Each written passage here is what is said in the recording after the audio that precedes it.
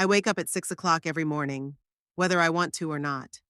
It's a habit I developed during my 45 years as a secretary at Baker and Associates, and it hasn't gone away since I retired. I'm lying in my bed, staring at the ceiling where I've been meaning to fix a crack for 4 years now, thinking that today will be no better or worse than yesterday. My name is Nancy Holloway. I am 68 years old, and I live in a house that was once filled with love and respect. It's quiet here now. Henry died 4 years ago of a heart attack, and since then I've grown accustomed to being alone. So much so that sometimes I'm startled when the phone rings. Our house in Albemarle isn't a mansion, but it's spacious, 2 stories, with 3 bedrooms and a small garden where I grow roses. Henry bought it 30 years ago when he got a promotion. "This is our nest, Nancy," he'd say as he walked me through the empty rooms. We furnished it gradually, putting a piece of our souls into each piece. Our son Edmund grew up here. He brought his fiancée Tabitha here, and our grandchildren were born here. I slowly get out of bed, put on my robe, and go down to the kitchen. I make tea, take out the toast. Dishes clink in the silence, reminding me that no one is here but me. It didn't used to be so depressing. For the first year after Henry died, Edmund visited me often, helping with the house, bringing my grandchildren. Then his visits became less frequent, and now he only comes when he has to or when he needs something. Edmund works as an accountant for a large insurance company. He has always been a pragmatic boy. Even as a child, he put all his pocket money in a piggy bank, not spending it on trifles like other children. I was proud of his prudence, but sometimes I wished he were a little more carefree, that he could enjoy the little things like his father. He's 42 now, with his own house in the suburbs, a wife and 2 teenage children, 15-year-old Rory and 13-year-old Yvette. Tabitha doesn't work. She takes care of the house and the children. She's always been a cold woman, and I've never been able to understand what she has in common with my son, other than calculation. Maybe I'm biased, though. I finish my tea and head for the shower. It's Saturday, which means we have family dinner tonight. Once a month, usually on the last Saturday, Edmund and his family come to my house. These dinners used to be a celebration for me, now they are an ordeal. When I go to the market to buy groceries, I take my time. At my age, rushing does not lead to anything good. I put on my beige coat, tie a silk scarf around my neck, a gift from Henry on our 30th wedding anniversary, and walk out into the street. Albemarle is a small, cozy town. I know almost everyone here, especially in our neighborhood. My neighbor, Mrs. Prentice, waves to me from her garden. "Good morning, Nancy. How are your roses?" "Good morning, Elizabeth. They're blooming," I smile back. Mrs. Prentice is the only one of the neighbors who still visits me without reason. She's a widow like me, but unlike me, she has no children. Maybe that's why she values companionship more. At the market, I carefully choose the food for dinner. Edmund likes roast beef. Tabitha prefers fish. The kids only eat pizza and hamburgers. I try to please everyone, even though I know my efforts are unlikely to be appreciated. Coming home with heavy bags, I notice Edmund's car in front of my house. It's strange, they usually arrive in the evening. I quicken my step as fast as my legs and bags will allow. The front door is unlocked. There are voices coming from the living room. I walk in quietly and stop in the hallway, not wanting to make my presence known right away. "This room could be a study," Edmund says, "and this will be a playroom for the children." "What about the second bedroom upstairs?" Tabitha asks. "It's very small. You could combine it with the master bedroom and make a large walk-in closet or bathroom," my son says. There is so much unused space in this house. I stand frozen with surprise and resentment. They are discussing remodeling my house as if I had already died or moved out. This isn't the first time I've heard this kind of talk. They used to at least try to be more secretive, but lately they've been talking about it more and more openly, just not in front of me. "When can we move in?" Tabitha asks. "Our house is getting too small for us." "Soon," Edmund answers with a note of impatience in his voice. "I have to convince my mother that she'll be better off in a nursing home, for her own good."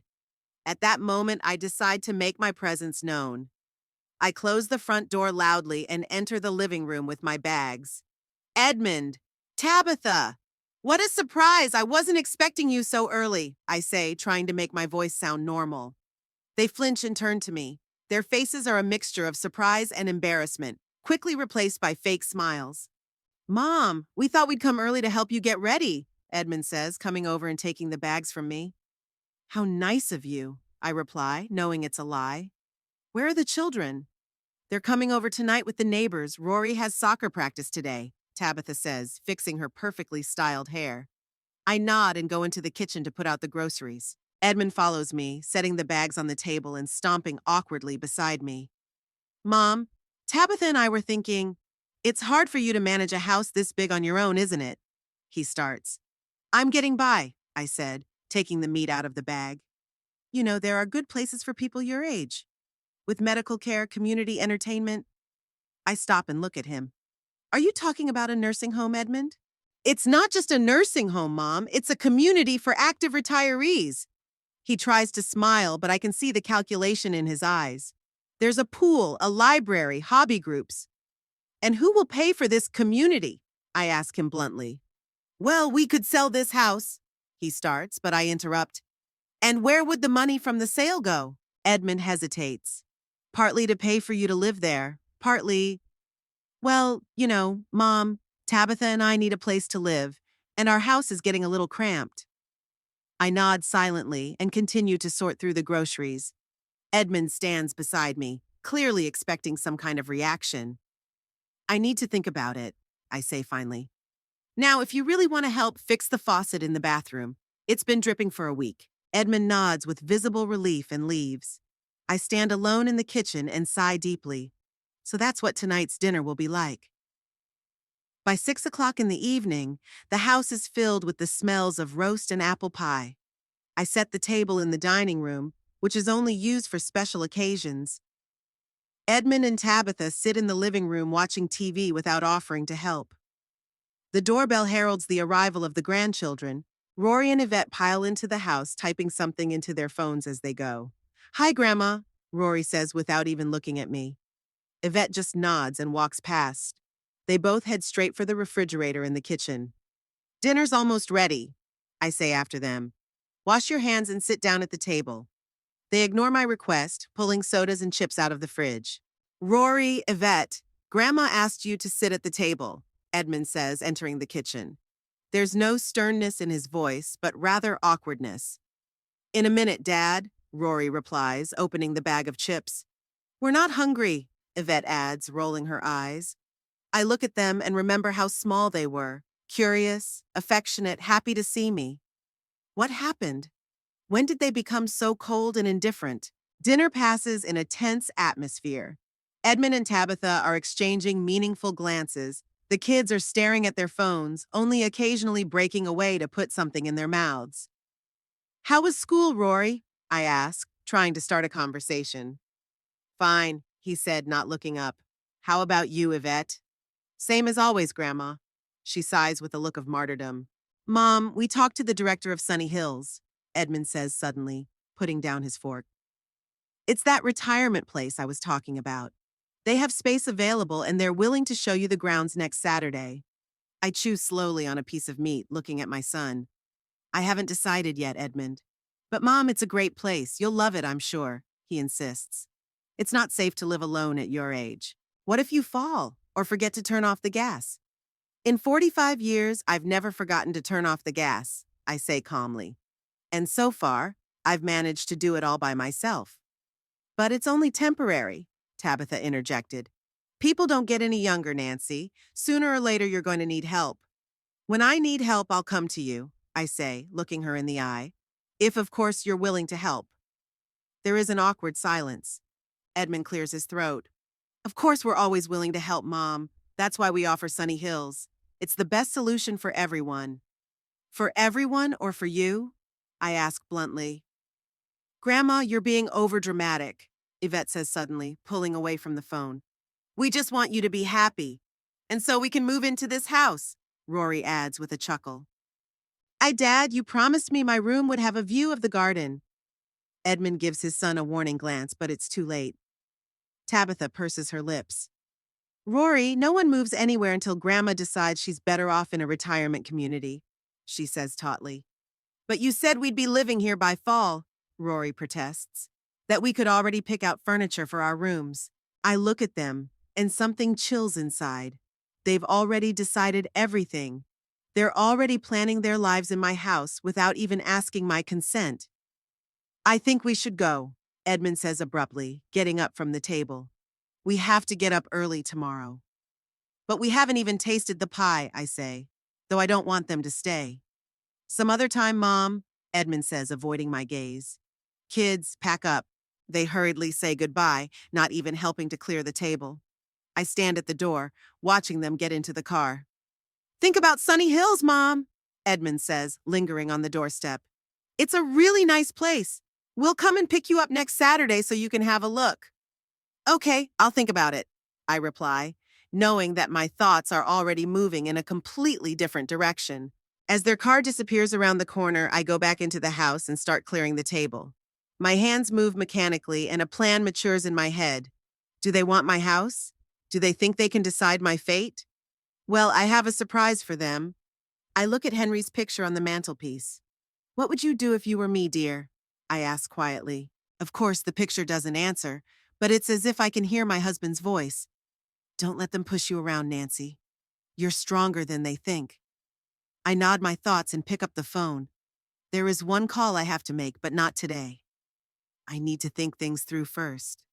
I spent the next few days thinking. Not that I had many options, Edmund had made it clear what he wanted, but I wasn't going to give up without a fight. Henry and I had owned this house, paying the mortgage for 25 years. Every corner held our memories. Wednesday morning, I was watering the roses in the garden when the phone rang. It was Pearl Willis, an old friend of mine with whom we had once worked together at Baker and Associates. Pearl had left the law firm 10 years before me and had become a realtor, selling houses in Albemarle and the surrounding area. Nancy, honey, how are you? It's been a long time, came her energetic voice. Hello, Pearl. I'm as well as I can be, I replied, taking a seat on the garden bench. Don't tell me you're still in mourning for Henry. 4 years have passed, it's time to move on. Pearl was always straightforward, sometimes even harsh, but never angry. I liked her honesty. It's not that, I sighed. Edmund wants to send me to a nursing home. What? Pearl exclaimed. Has that boy lost his mind? He's not a boy anymore, Pearl. He's 42. Anybody under 60 is a boy to me, she snorted. What are you going to do? I paused, wondering if I should share my thoughts with her. Pearl never missed an opportunity to take advantage, but I knew I could count on her. I hadn't decided yet, I said finally. But if I need to sell the house, I'll call you first. Sell the house? She sounded surprised. But isn't that what your son wants? Not exactly, I smiled. He wants me to give him the house and walk off into the sunset. But if the house is sold, you know. Pearl laughed. Oh, Nancy Holloway, you were always the quiet one. But when it came to protecting your interests, you were a lioness. Give me a call if you decide to do it. By the way, the real estate market is booming. Your house in a neighborhood like this could be worth a lot of money. We said goodbye, and I went back to my roses, but my mind was already working in a different direction. Maybe selling the house wasn't such a bad idea. Not the way Edmund was planning. That evening, I heard the sound of a car pulling up. When I looked out of the window, I saw Edmund's car. Strange, he didn't usually come in the middle of the week, especially not without warning. I opened the door before he could even ring the bell. Edmund was standing on the doorstep, tapping his keys nervously against his palm. His face was determined. Hi, Mom, he said, walking past me into the house. We need to talk. Hello, Edmund, I said, closing the door. Is something wrong? He walked into the living room and sat down in the chair that had once been his father's favorite seat. I'd always been a little creeped out by that, as if he was trying to take Henry's place in every way. I signed you up for a tour of Sunny Hills this Saturday, he said without preamble. I didn't agree to it, I objected calmly, sitting down across from him. Mom, it's just a field trip. You'll see it, you'll like it, and then we can talk about moving. And if I don't like it? Edmund sighed and leaned forward, resting his elbows on his knees. Look, Mom, let's be realistic. You're 68 years old. You live alone in a huge house that requires constant upkeep. You can't climb the stairs, you can't fix a leaky roof or replace a broken tile in the bathroom. I can hire a handyman, I replied. With what money? Your pension barely pays for food and utilities. You're living on savings that will run out sooner or later. He was right, and that's what pissed me off the most. After Henry's death, the financial cushion had really started to melt away, but I wasn't going to admit it to Edmund. I'm coping, I said firmly. For now, maybe. But what about a year from now? 2 years from now? Edmund shook his head. Mom, I'm worried about you. At Sunny Hills, you'll have medical care, community entertainment, you won't be lonely. And you won't feel guilty for rarely visiting me, I added quietly. His face twitched, but he quickly pulled himself together. It's not fair, Mom. I have a job, a family, commitments. I can't be here every day. I'm not asking you to. I just want you to respect my decision to stay in my own home. Edmund stood up and walked across the room, stopping at the fireplace. He picked up his father's picture and stared at it for a few seconds before putting it back down. Dad's been gone 4 years, he said without turning around. But you're still living in the past. This house, it's too big for you alone.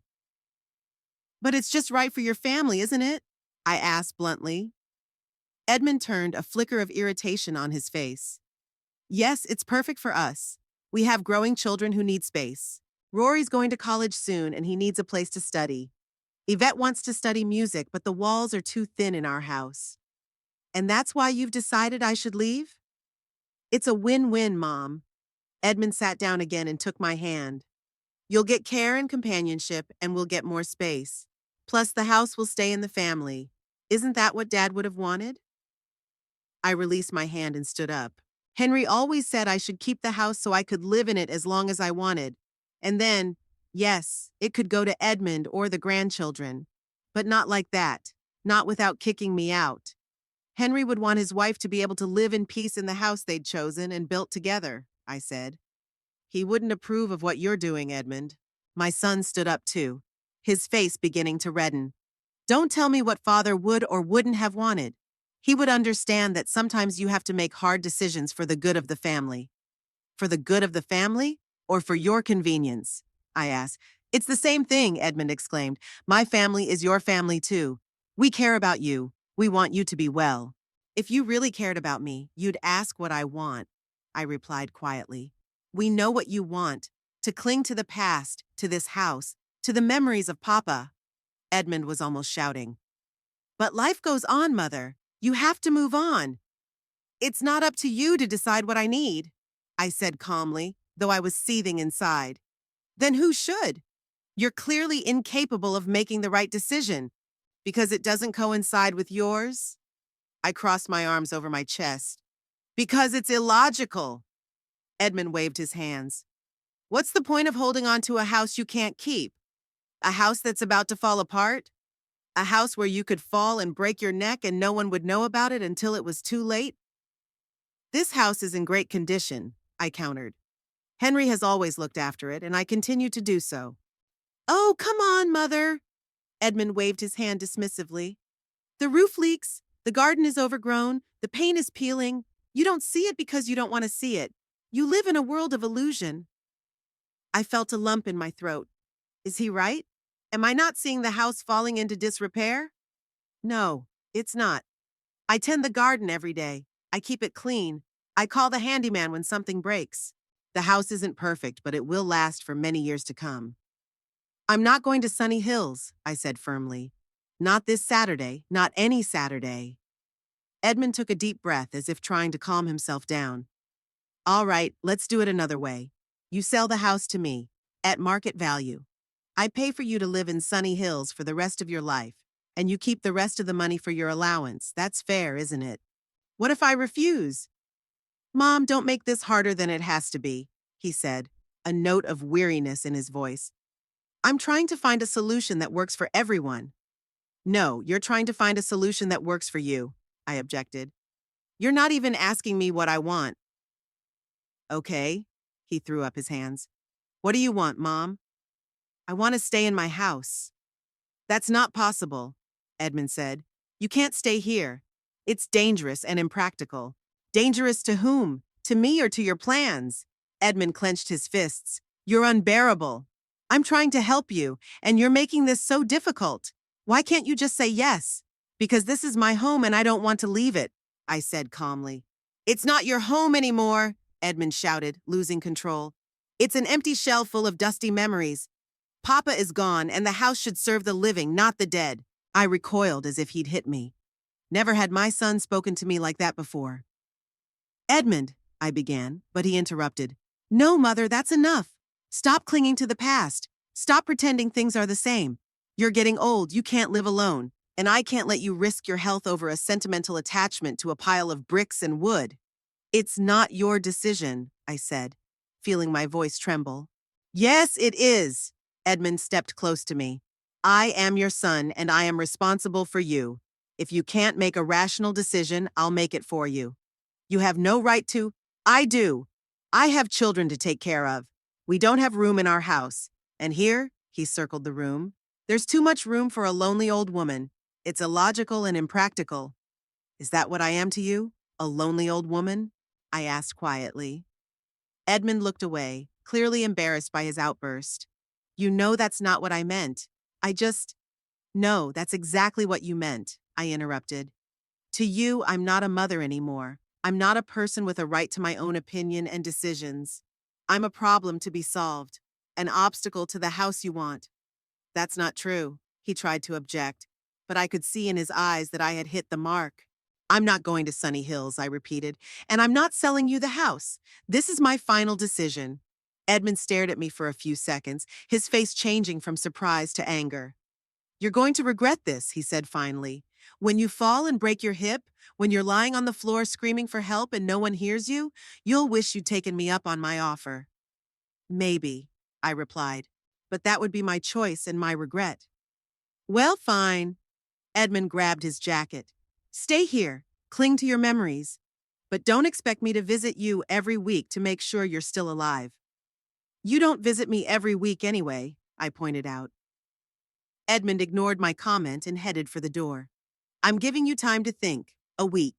Then I'll come back and we'll finish this conversation. And this time, I'm hoping for a more reasonable answer.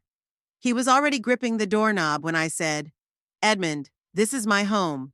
I'm not leaving here until I decide it's time.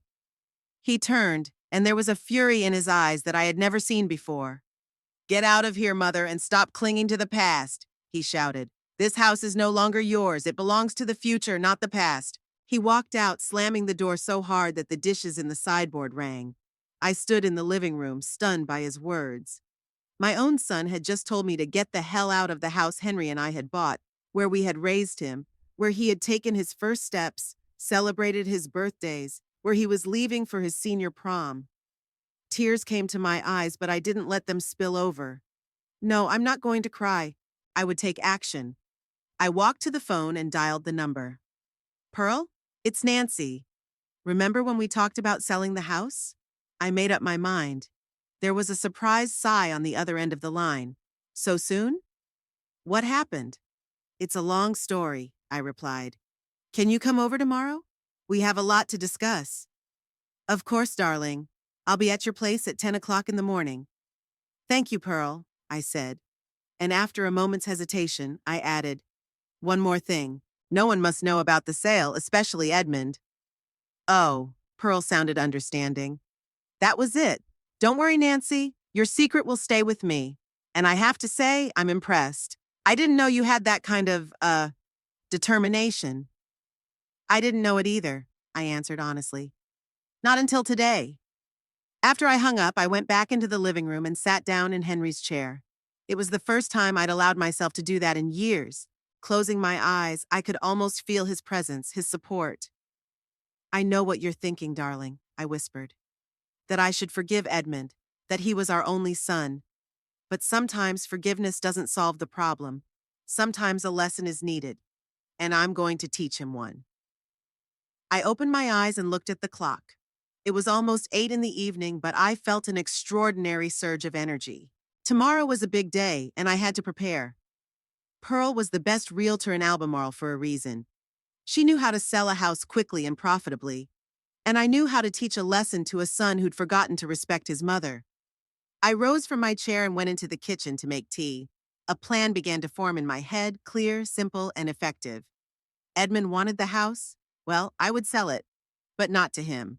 And by the time he found out, it would be too late. Pearl arrived the next morning at 10 o'clock sharp as promised. She had always been punctual, a trait I appreciated. I met her at the door with a cup of freshly brewed coffee. "Gosh, Nancy, you look determined," Pearl remarked as she entered the house.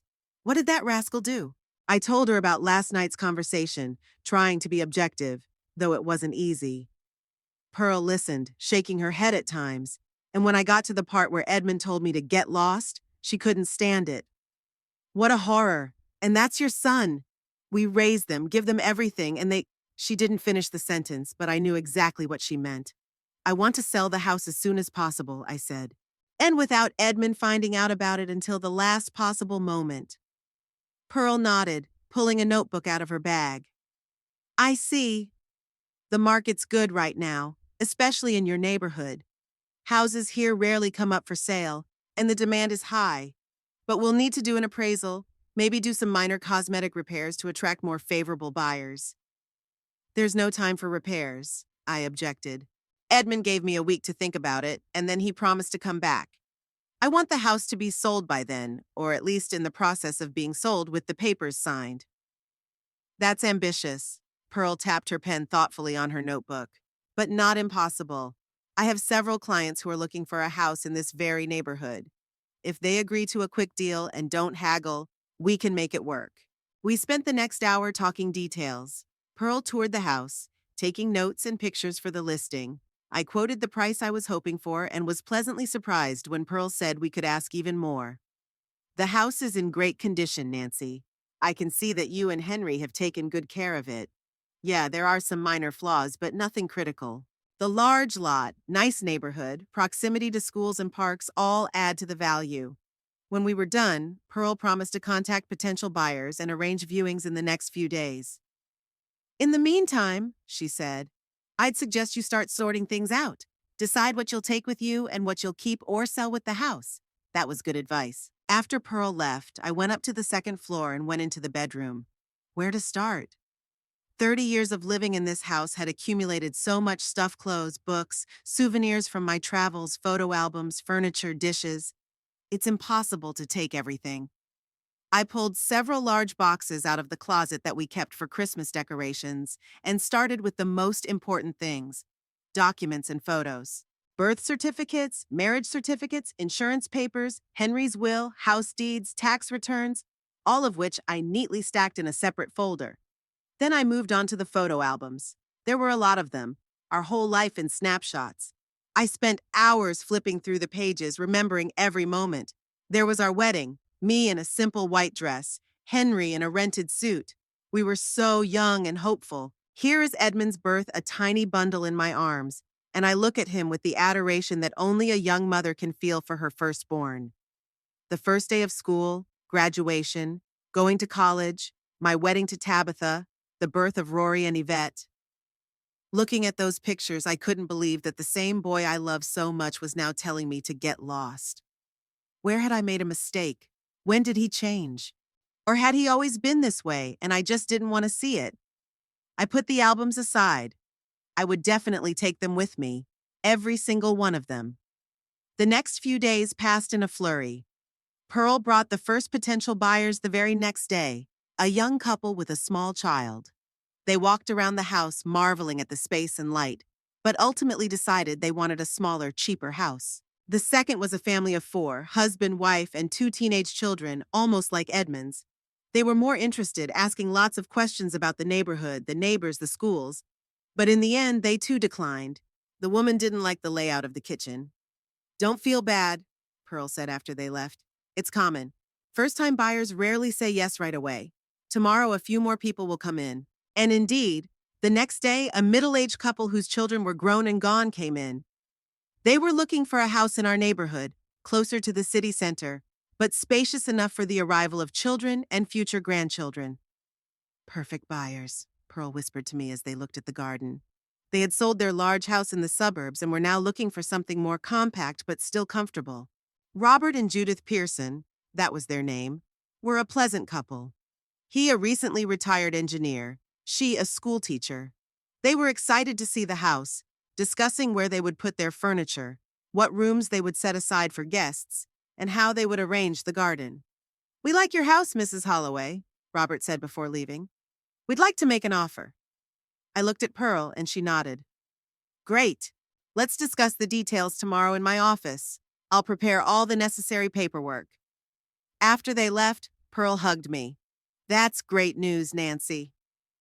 The Pearsons are serious buyers, and they have the cash from the sale of their previous home. We can close the deal in a few days if everything goes smoothly." I was relieved, but also sad.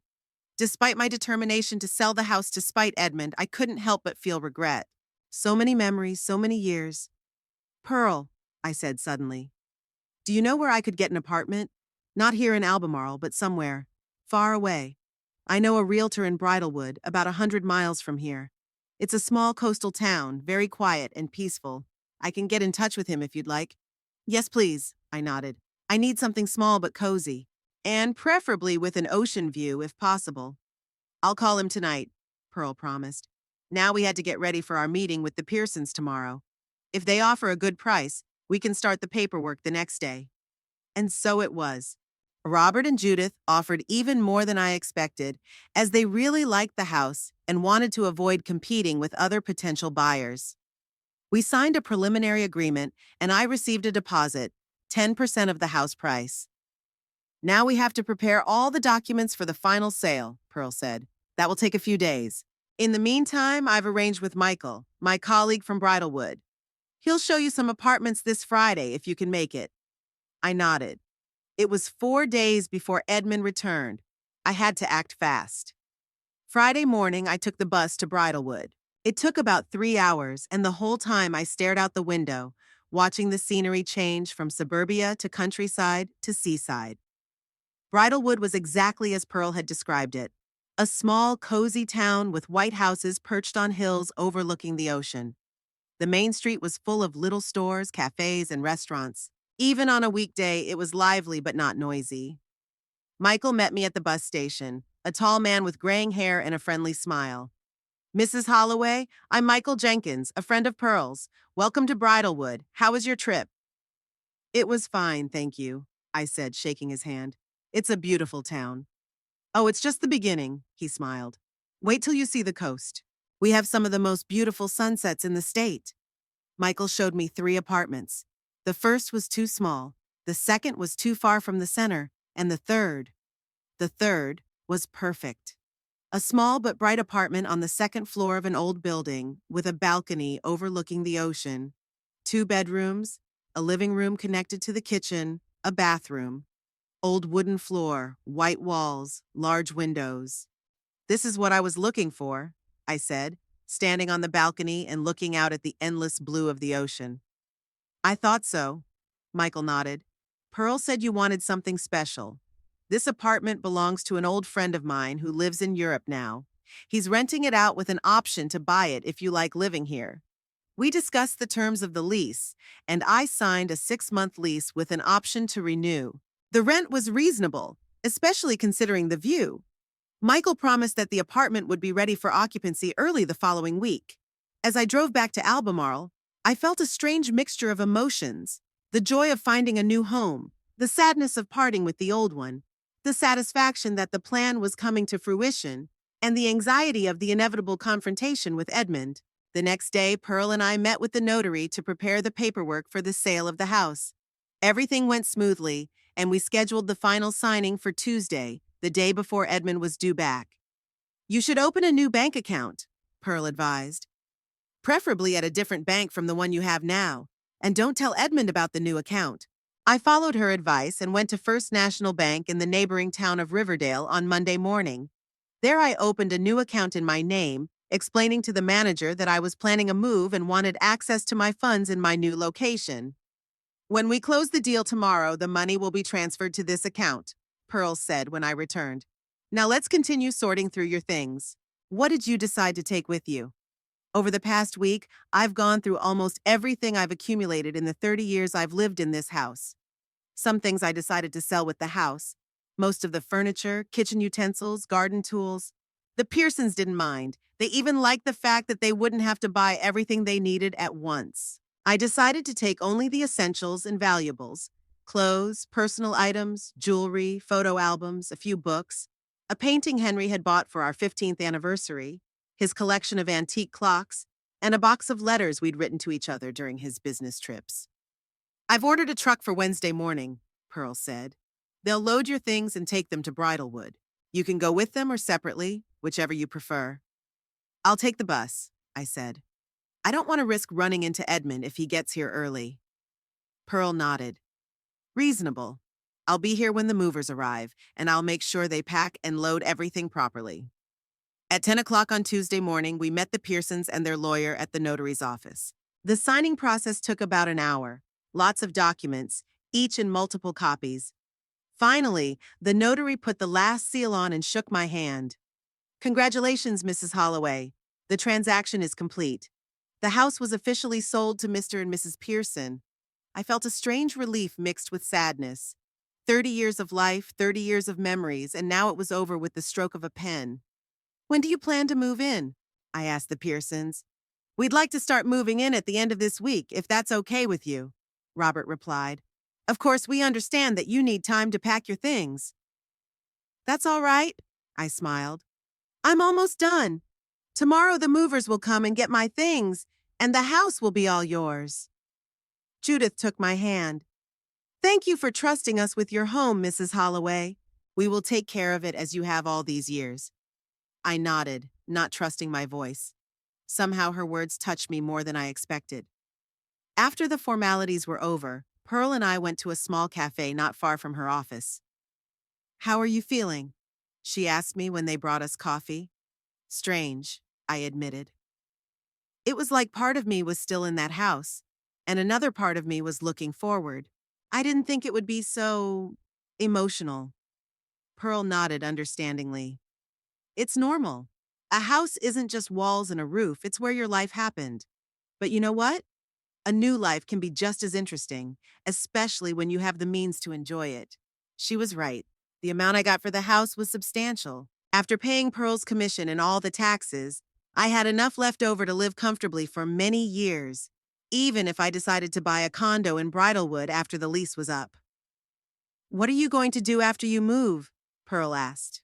I wondered. I'd been so focused on selling the house and organizing the move the last few days that I hadn't really thought about what I was going to do afterward. "I don't know," I answered honestly. "Maybe find a hobby or a part-time job. I learned a lot of things at the law firm that could come in handy." "There are several small law offices in Bridalwood," Pearl nodded. "I'm sure they'd love an experienced part-time secretary. And there's a great book club there too. I know you like to read." We talked for another hour or so, discussing my future life at Bridalwood. As we were saying goodbye, Pearl hugged me. "I'll miss you, Nancy. Promise me you'll call." "I promise," I smiled. "And thank you for everything." Back home, not my home anymore, but still familiar and familiar. I spent the evening finishing packing. The movers were due early tomorrow morning, and I wanted everything ready. Before I went to bed, I walked around the house one last time, saying goodbye to every room, every corner that held memories of my life with Henry. In the bedroom, I stopped at the picture of my husband on the bedside table. "I hope you approve of my decision, darling," I whispered. "I know you wanted the house to stay in the family, but our son, he's changed. He's no longer the boy we raised." I went to bed knowing that this was my last night in this house. Strangely, I felt no sadness, only a quiet determination. Tomorrow would start a new chapter of my life, and I was ready for it. In the morning at 8 o'clock sharp, the movers arrived.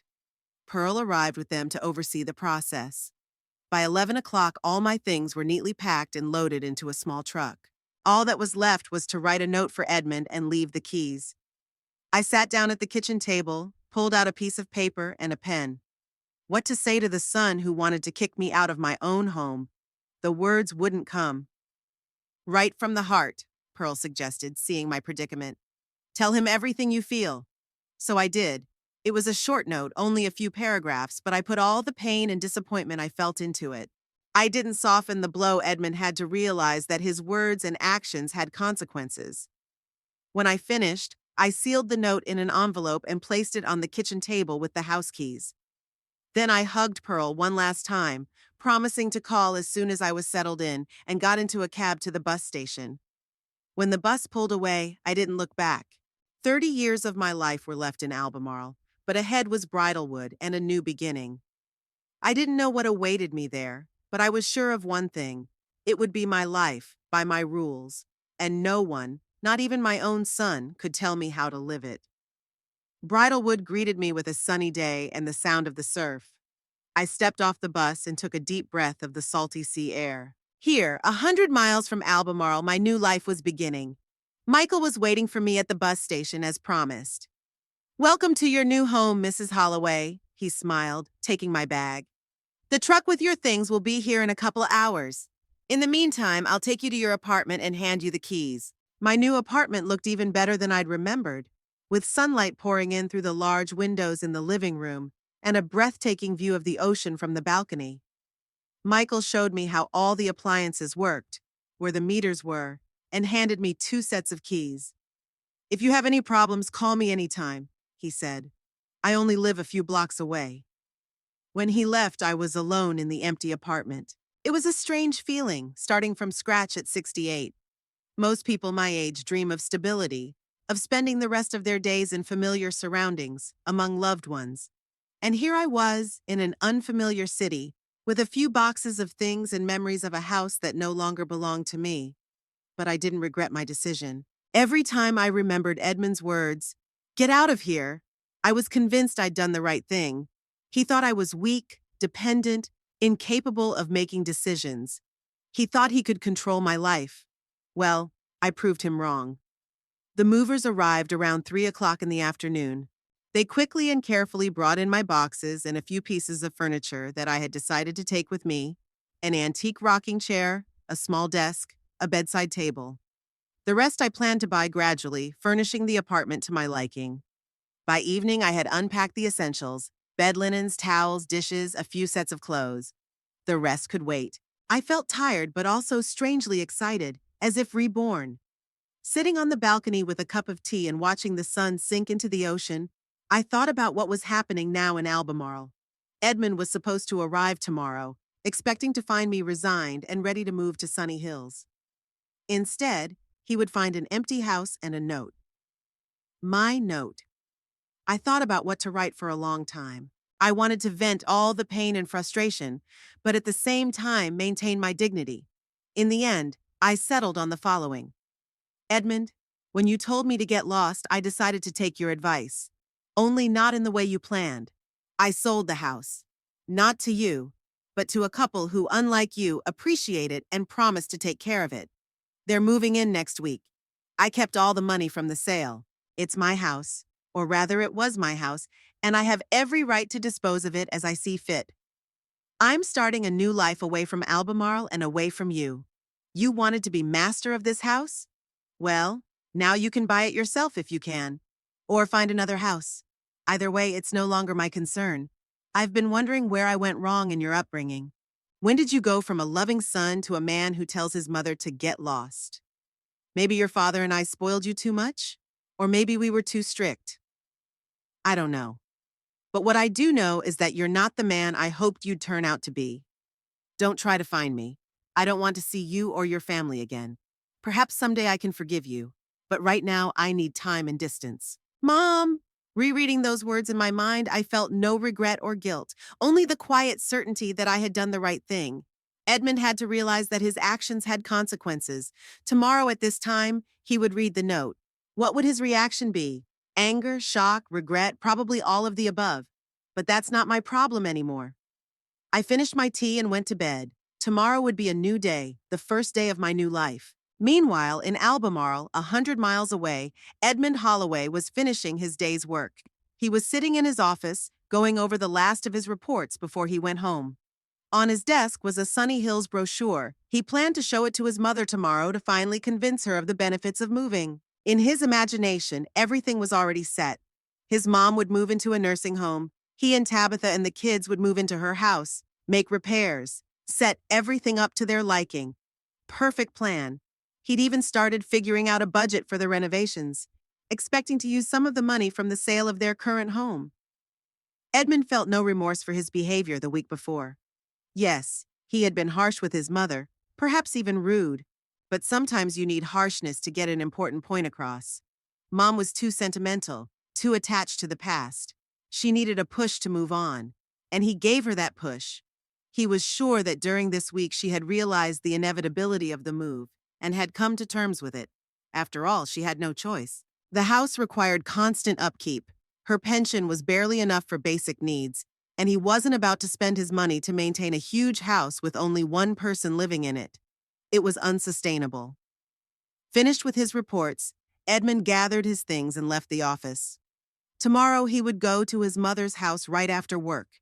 They would calmly discuss the details of the move, perhaps even drive down to Sunny Hills for a preliminary introduction. Everything will be fine. Mom would realize he was doing it for her own good. The next day passed for Edmund as usual. Morning meetings, processing financial documents, lunch with colleagues, a few more hours of work. At 4 o'clock, he gathered his things and headed for the exit. "Leaving early, Mr. Holloway?" the secretary asked. "Yes, I need to visit my mom," he replied. "We have an important conversation. Give her my regards," the secretary smiled. "She's such a nice woman." Edmund nodded and left the office. He rarely talked about his mother at work, but she had dropped by his office a couple of times, and everyone had been charmed by her gentleness and intelligence. No one, of course, knew about his plans to send her to a nursing home. It was a family affair. On the way to his mother's house, Edmund stopped at a flower store and bought a bouquet of her favorite lilies, a small gesture of goodwill to soften the upcoming conversation. As he parked in front of the familiar house, he noticed that something had changed in the yard. The rose bushes his mother had so carefully cultivated had been neatly trimmed, and the driveway to the house had been recently swept. Maybe she'd hired a gardener. That would be odd, given her financial situation. Edmund went to the door and rang the bell. No one answered. He rang the bell again, waited, and without waiting for an answer, pulled out his key. The door opened easily and he entered the house. "Mom," he called out as he walked into the hallway. "Are you home?" There was silence. Only the ticking of the old clock on the wall broke the stillness of the house. Edmund walked into the living room and froze. The room looked different. Many things were missing. The photographs on the mantelpiece, his mother's favorite blanket on the sofa, the collection of porcelain figurines he and his father had collected over the years. "Mom?" he called again, feeling his anxiety rising. He walked quickly around the first floor, the kitchen, the dining room, the small study. Everywhere it was the same. No personal belongings, empty shelves, clean surfaces. It was as if the house were being prepared for sale. Edmund froze, struck by a sudden realization. No, it was impossible. Mother couldn't. She wouldn't dare. He ran up the stairs to the second floor and peered into his mother's bedroom. It was empty. Closet open, no belongings. The bedside table where his father's picture always stood was empty. In the bathroom there was no toothbrush, no towels, no mom's creams and lotions. There was not a single box of old things in the guest bedroom, which she used as a storage room. Edmund felt a chill run down his spine. What was going on? Where had Mom gone? Where had all her things gone? He walked back down to the first floor and into the kitchen, and then he saw it, a white envelope on the table next to the house keys, an envelope with his name written in his mother's neat handwriting. Edmund opened the envelope with trembling hands and pulled out a folded sheet of paper. As he ran his eyes over the first lines, he felt the ground go from under his feet. "I've sold the house, not to you, but to a married couple." "No," he whispered. "No, no, no." He read on, and with each line his face grew paler and paler. When he reached the end, the letter fell out of his hands. "She couldn't have done it," he said aloud, as if trying to convince himself. It was some kind of joke. But deep inside, he knew it wasn't a joke. The empty house, the lack of belongings, the formal tone of the note all told him that Mom had indeed sold the house and left, and she had no intention of coming back. Edmund sank back into his chair, feeling panic rising inside. What would he tell Tabitha? What would he tell the children? They had already planned out who would take what room, what renovations they would make. Rory had already chosen the wallpaper for his new room, and Yvette had insisted on converting the small bedroom into a dressing room. And now they had no mom's house, no money from selling it, nothing. She had no right, Edmund muttered, feeling anger replace shock. This is our family home. Father wanted it to stay in the family. But deep down, he knew that Mother had every right to use the house as she saw fit. The house was registered to her. She had paid the mortgage with Dad. She had taken care of it all these years. And now the house belonged to strangers. A married couple, as Mom wrote, people who weren't even related to their family. Edmund jumped up from his chair and began to pace the kitchen. Something had to be done. We need to find Mom, convince her to cancel the deal. Maybe it wasn't too late. Maybe the papers hadn't been signed yet? He pulled out his cell phone and dialed Mom's number. Ringing, and then the answering machine. You've reached Nancy Holloway. Leave a message after the beep. Mom, it's Edmund, he began, trying to speak calmly. I just read your note. Please call me back. We need to talk. It's very important. He hung up and immediately called back. It went to voicemail again. He left another message, less quiet. After the fifth attempt, Edmund gave up. Mom was clearly not going to take his calls. Maybe she'd changed her number, or just ignoring him. He sank back into the chair and reread the note. I'm starting a new life away from Albemarle and you. Where could she be? She had no close friends, except maybe that woman Pearl with whom she sometimes socialized. Pearl. Of course. She must know where Mama is. Maybe she was even helping her with the sale of the house. Edmund quickly found Pearl Willis's contact on his phone. Mom had written it down in case of an emergency. Well, that was exactly the situation right now. Hello? A woman's voice answered the phone. Pearl? This is Edmund Holloway, Nancy's son. I need to speak to you. Ah, Edmund, her voice was cold. I've been expecting your call. Do you know where my mother is? He asked bluntly. Yes, I do, Pearl replied calmly. But I won't tell you. She doesn't want you to know. You don't understand. Edmund tried to remain calm. There's been a misunderstanding. I need to speak to her. A misunderstanding? Pearl sounded sarcastic. You call it a misunderstanding that you told your own mother to get the hell out of her house? Edmund fell silent. So his mother had told Pearl about their quarrel. It was a moment of anger, he said at last. That's not what I meant. No, that's exactly what you meant, Pearl cut him off. You wanted to get rid of your mother so you could have her house, but she was smarter than you thought. I wanted her to move to a place where she would be safer and more comfortable, Edmund countered. I was worried about her.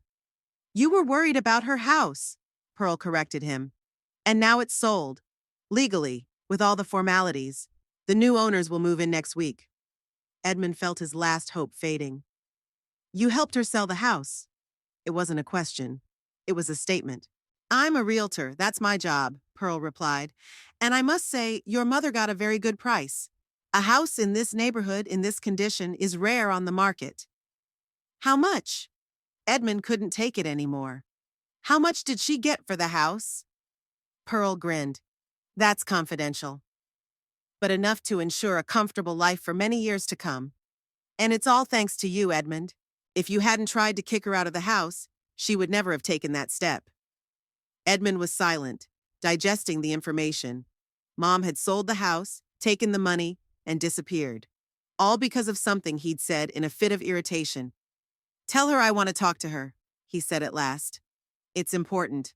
I will, Pearl replied, but don't expect a reply. Your mother is very determined to start a new life without you.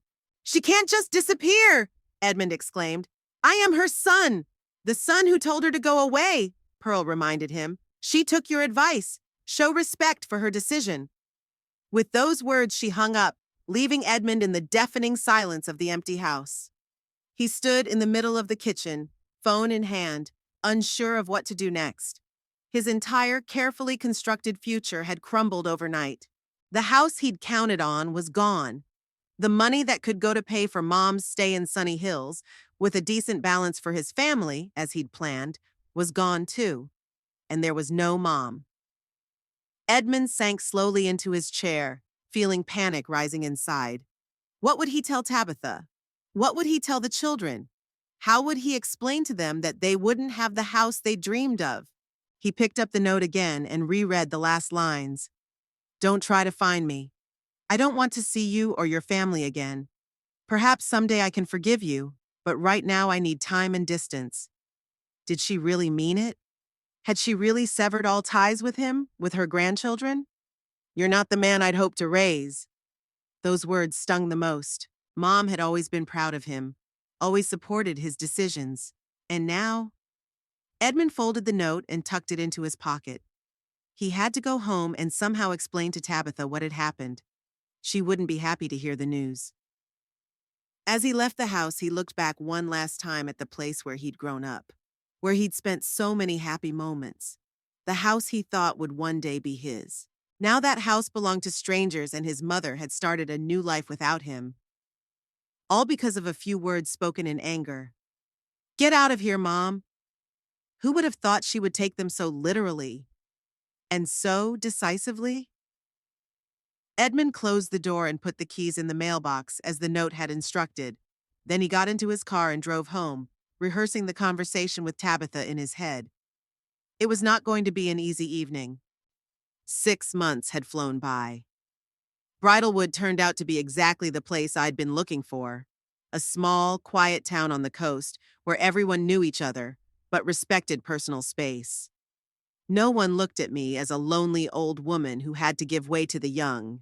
On the contrary, many Bridalwood residents were about my age, retirees who had chosen this quiet place for a quiet life by the ocean. My rented apartment became a home. I furnished it to my liking: light curtains, comfortable furniture, bookshelves filled with my favorite novels and biographies. On the walls are a few paintings I bought at a local art fair. Nothing fancy or expensive, just cozy and homey. Every morning I woke up at sunrise, made myself breakfast, and went out on the balcony to admire the ocean. Then a walk along the shore when the beach was still empty, and only seagulls kept me company. Occasionally I would meet other early birds: Martha, the owner of a local bakery, walking her corgi; Howard, a retired literature professor who swam every morning regardless of the weather; Elizabeth, an artist who came to the beach with an easel to capture the sunrise. Gradually, these chance encounters developed into friendships. Martha invited me to a meeting of a local book club that met once a week in the back room of her bakery. Howard suggested I join a group of classical music lovers who put on house concerts. Elizabeth talked me into trying my hand at painting, and to my surprise, I discovered that I had a definite talent for watercolor. At the end of my 6-month lease, Michael, my realtor, offered to buy my apartment. The owner is planning to sell, he said, and he's willing to give you first right of first refusal, given that you've been a model tenant. I wondered. The money from the sale of the house in Albemarle was still in the account, almost untouched. I lived modestly, allowing myself only the necessary expenses and small pleasures: dinners at local restaurants, books, tickets to concerts in the city park. Buying an apartment would mean that I was finally settled in Bridalwood, that I was really starting a new life. I'll think about it, I said to Michael. When I got home, I sat on the balcony and stared out at the ocean for a long time. The waves were crashing on the shore, receding and coming back again, an eternal, unchanging rhythm. There was a wisdom in that, not clinging to the past, not afraid of change, moving forward. The next day, I called Michael and told him I wanted to buy an apartment. The paperwork took a few weeks, but at the end of April, I became the full owner of my new home. It was a strange feeling to own real estate again, to put down roots again. But this time it was different. It was my choice, my decision, my home. In honor of the housewarming, I threw a small party for my new friends. Martha brought freshly baked bread and cakes. Howard brought a bottle of good wine. Elizabeth brought a small watercolor of my house.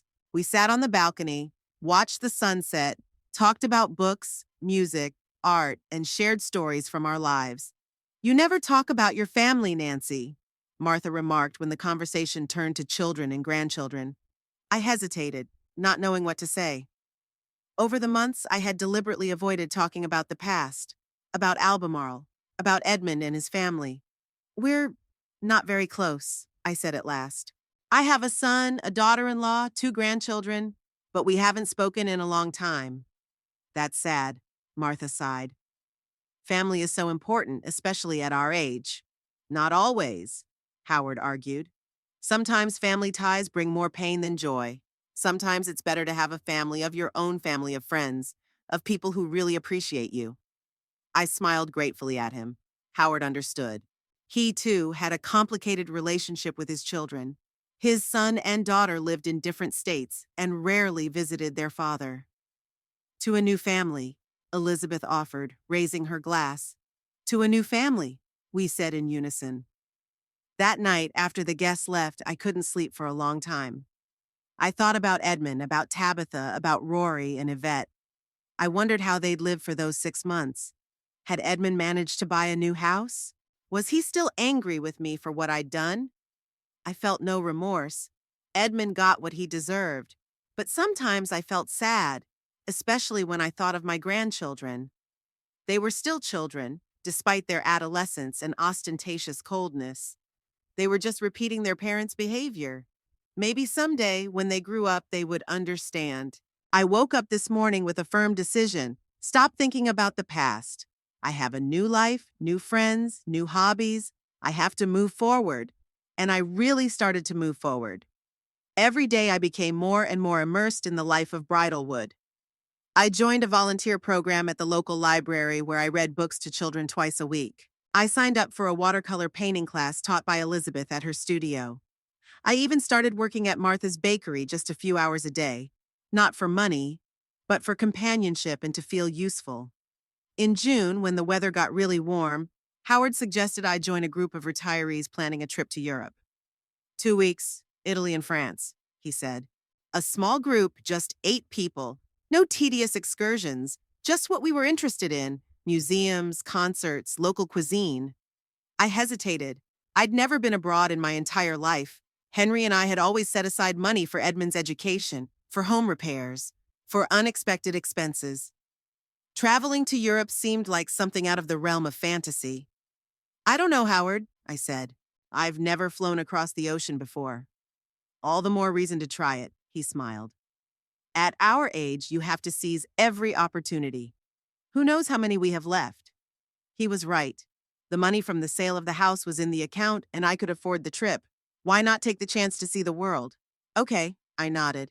I'll go. The next few weeks passed in a flurry of activity passport applications, ticket purchases, hotel choices, itineraries. I bought a new suitcase, comfortable shoes for long walks, guidebooks for Rome, Florence, Venice, and Paris. Each day, I became more and more fired up about the upcoming trip. The trip exceeded all my expectations. Italy, with its ancient ruins, majestic cathedrals, cozy squares, and incredible food. France, with its elegant Paris, picturesque countryside, and exquisite wines. I greedily absorbed new impressions, photographed everything, tasted dishes that I had only read about before, and talked to the locals in a mixture of English and sign language. Howard turned out to be the perfect companion, attentive, educated, with a good sense of humor. He knew the history of every place we visited, could talk for hours about artists whose works we saw in museums, about composers whose music we listened to at concerts. One evening, sitting in a small restaurant in Venice overlooking the Grand Canal, I caught myself thinking that for the first time in many years I felt truly happy. Not just content or calm, but happy, with that light, airy feeling inside, with a smile that never leaves my face, with the wish that this moment would last forever. Here's to a life that's just beginning, Howard said, raising his wine glass. Here's to life just beginning, I repeated, clinking glasses with his. Back in Bridalwood, I found myself looking at my town with new eyes. After majestic Rome and elegant Paris, it seemed small and provincial, but at the same time cozy and familiar. It was my home, a place I had chosen for myself, a place where I was accepted as I was. Life fell into a nice rhythm: morning walks on the beach, work at the library and bakery, evenings with the book club or friends. I started planning new trips, maybe Spain next spring, or Greece. The world was suddenly so big and accessible. In the fall, when the tourist season was over and Bridalwood was quiet and almost deserted again, I decided to take swimming lessons. All my life, I'd been afraid of deep water, but now, living by the ocean, it seemed counterintuitive. The instructor, a young guy named Jason, was patient and attentive. He didn't rush me, let me get used to the water gradually, and praised me for every little success. By the end of October, I could swim a short distance along the shore, and it filled me with pride, like a child learning to ride a bike. "You're making amazing progress, Mrs. Holloway," Jason said after one of the classes. "Most people your age wouldn't even dare to try, probably because most people my age are afraid of change," I replied. And I realized that it's never too late to start something new. He smiled. "That's a great approach to life. My grandfather is the same way. He learned to play the saxophone at 75 and now he's in a jazz band. The idea of being able to start playing in a jazz band at 75 amused me and inspired me at the same time. Really, why not? Who says that at an advanced age you should only sit in a rocking chair and knit socks?" In November, when the weather turned cool for swimming, I decided to try another new hobby: cooking classes. Martha organized them in her bakery once a week in the evenings when the main crowd was over. "Nothing complicated," she assured me. "Just a few simple but tasty dishes that anyone can make at home." It turned out to be fun to cook with friends. We learned how to make pasta from scratch, bake bread, make complex sauces, and create gourmet desserts. After each class, we sat around a large table in the back room of the bakery and enjoyed tasting the results of our labors, drinking wine and discussing plans for the next class. One such evening, when I returned home smelling of vanilla and cinnamon after my Christmas cookie class, I found a letter in my mailbox. A regular paper letter, which in itself was a rarity in the age of email and messengers. I pulled out the envelope and looked at the return address. My heart skipped a beat. Albemarle. The handwriting was unfamiliar to me, but the postmark left no doubt. The letter was from my old town. When I entered the apartment, I put the envelope on the kitchen table and stared at it for a long time, hesitating to open it. Who could have written to me? Edmund? But how did he know my address? Perhaps Pearl. But we talked regularly by telephone, so why would she write a letter? Finally, pulling myself together, I opened the envelope. Inside was a piece of paper written in neat feminine handwriting. "Dear Nancy, you are probably surprised to receive this letter. I've been hesitant to write for a long time, but I thought you had a right to know what's going on. This is Tabitha, Edmund's wife. I got your address from Pearl. She didn't want to say, but I convinced her it was important. I hope you won't be angry with her. Edmund still hasn't come to terms with what you've done. He thinks you cheated him out of what should have been his. He's hired a private detective to find you. No luck so far, but I'm afraid sooner or later he'll find out where you live. I'm not excusing him. After you left, he changed. He's become irritable. Often takes it out on me and the kids. We haven't bought a new house. We live in the old one, even though it's too small for us. Edmund says that when he finds you, he will make you pay back the money from the sale of the house. I don't think he can really do that legally, but I'm afraid he will try. I am not writing this to scare you, but to warn you. Perhaps you should be careful not to publicize your whereabouts. Rory and Yvette sometimes ask about you. I tell them you've decided to start a new life and that's your right. They seem to understand that better than their father. I hope you're doing well. You deserve a peaceful and happy life after all you have been through. Sincerely, Tabitha." I reread the letter several times, feeling the anger building up inside. Edmund hired a private investigator? Is he going to make me pay the money back? After everything he'd said? After trying to kick me out of my own house? I got up and walked around the apartment, trying to calm myself down. From the outside, it might have seemed cruel of me to sell the house without warning and disappear. But hadn't Edmund been cruel when he'd told me to get lost? When he planned to send me to a nursing home to take possession of my house? No, I felt no guilt. I did what I had to do. I had protected myself, my independence, my right to my own life. I went back to the kitchen, took out matches, and put the fire to Tabitha's letter. The paper caught fire and I tossed it into the sink, watching it turn to ash. Then I turned on the water, washing away the last traces. Edmund can look for me all he wants. He can hire 10 private investigators. It won't make any difference. I'm not going back in time, not going to let him control my life again. I walked to the window and looked out at the ocean, dark and calm on a November evening.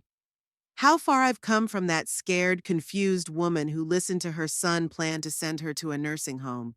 How much I've gained in these months: confidence, new friends, new hobbies, a new way of looking at the world. No, I won't let Edmund ruin all that. Not going to let fear take over my life again. I picked up my phone and dialed Pearl's number. We needed to talk. I wasn't mad at her for telling Tabitha my address, but I wanted to make sure no one else knew where I lived. Hello? I heard a familiar voice on the phone. Pearl, I said, I need your help. I told her about Tabitha's letter, about Edmund's plans to find me, about my fears. Don't worry, Pearl reassured me. I only gave Tabitha your address because she seemed genuinely concerned. I don't think she'll tell Edmund. She seems afraid of him herself. Still, I want to be careful, I said. If Edmund or anyone on his behalf asks about me, tell them you don't know where I am.